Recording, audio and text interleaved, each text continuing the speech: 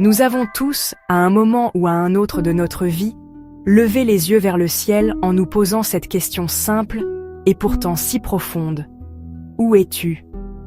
C'est une interrogation qui traverse les âges, les cultures et les croyances. Pourquoi Dieu, que l'on nous décrit comme si présent, si aimant, semble-t-il parfois si lointain, si silencieux ? Cette impression de distance, ce sentiment d'abandon, peut être l'une des épreuves les plus déroutantes pour celui qui croit. On prie, on cherche, on espère un signe, une réponse, une simple sensation de sa présence. Mais parfois, tout ce que nous recevons en retour est le silence. Un silence qui peut être assourdissant, qui peut nourrir le doute et la solitude. Cette expérience n'est pas le signe d'un manque de foi, bien au contraire. Pour bien comprendre la profondeur du cri de Job, il faut se souvenir de son histoire. Le livre qui porte son nom nous le présente comme un homme juste intègre craignant Dieu. Il mène une vie prospère, entouré de sa famille, de ses biens, respecté de tous. Sa foi est solide, sa vie est un modèle de piété. Mais en peu de temps, son monde s'écroule. Il perd ses richesses, ses serviteurs, tous ses enfants. Puis, la maladie s'attaque à son propre corps, le couvrant d'ulcères douloureux. Le voilà seul, assis sur un tas de cendres, dépouillé de tout ce qui faisait sa vie, sa joie et sa fierté. Un drame absolu, et en apparence, totalement injuste. Ce qui rend l'épreuve de Job encore plus insoutenable, c'est l'incompréhension qui l'entoure. Ses amis viennent le voir, non pas pour le consoler, mais pour tenter d'expliquer sa souffrance.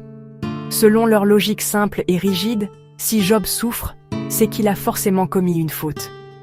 Mais Job, dans sa conscience, sait qu'il n'a rien fait pour mériter un tel châtiment. Il se retrouve donc seul, non seulement face à sa douleur, mais aussi face à une image de Dieu qu'il ne reconnaît pas, un Dieu comptable, un Dieu vengeur, qui ne correspond pas au Dieu juste et bon qu'il a toujours servi. Dans ce fameux chapitre 23, les mots de Job sont empreints d'une immense fatigue et d'une détermination poignante. Il dit « Oh, si je savais où le trouver, si je pouvais arriver jusqu'à son trône !» On sent dans cette phrase toute la détresse d'un homme qui cherche partout, sans succès.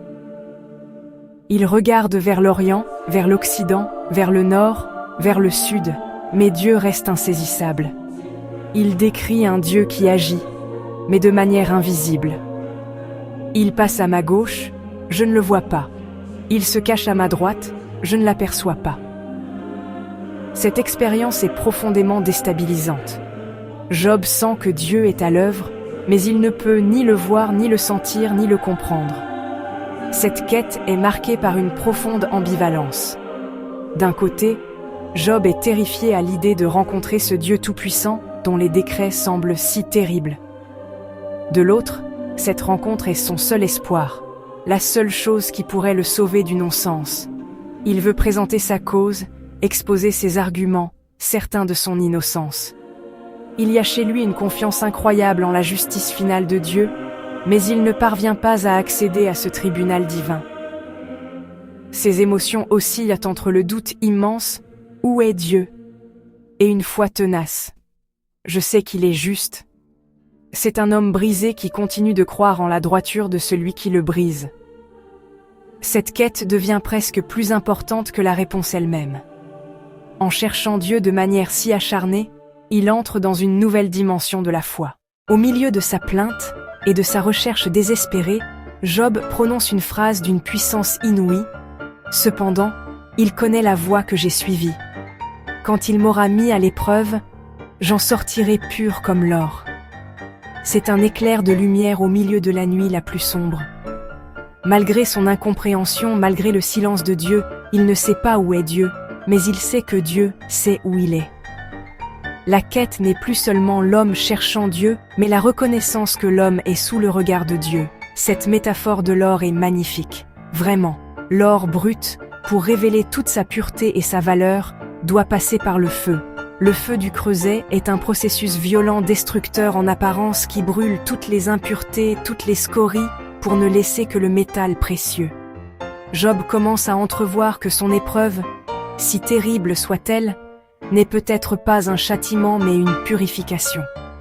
C'est une idée révolutionnaire qui transcende la logique de la rétribution. La souffrance n'est plus la preuve du péché, mais un chemin de transformation.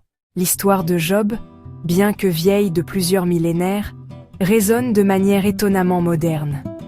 Qui n'a jamais connu ces moments où le sol se dérobe sous ses pieds?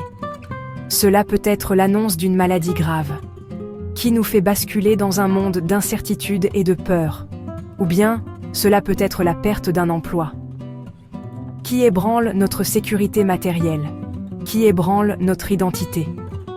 Pensons à la douleur d'une rupture amoureuse, pensons au deuil d'un être cher. Ce sont nos déserts personnels, nos nuits obscures de l'âme. C'est précisément dans ces moments que Job 23 devient source d'espoir. Il nous autorise à être vrais. Il nous donne le droit de crier notre incompréhension. Il nous donne le droit de crier notre peine. Il nous donne le droit de crier notre sentiment d'abandon. La première étape pour traverser le désert est d'accepter que nous y sommes. C'est reconnaître notre soif. Dans cette authenticité peut naître une quête nouvelle, plus profonde. Chercher Dieu, non pour qu'il résolve nos problèmes, mais pour sa simple présence au cœur de l'épreuve. Et c'est là que réside le mystère. En nous accrochant à cette minuscule flamme de confiance, comme Job s'accrochant à l'idée qu'il sortira pur comme l'or. Nous découvrons en nous une force insoupçonnée. L'espoir est dans la découverte que nous pouvons la traverser. Apprendre à le trouver, non pas malgré le silence, mais au cœur même du silence.